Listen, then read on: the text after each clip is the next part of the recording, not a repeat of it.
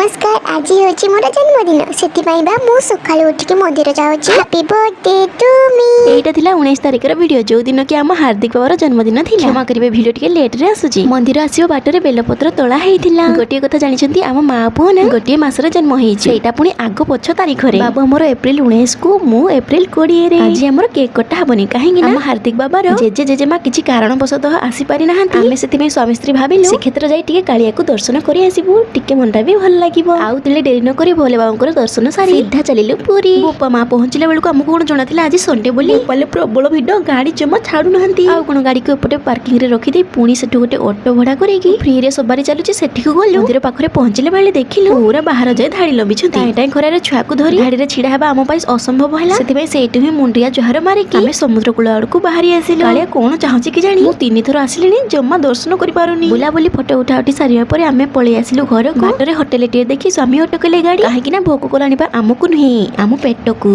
आज पे एंती की रहिली हर हर महादेव।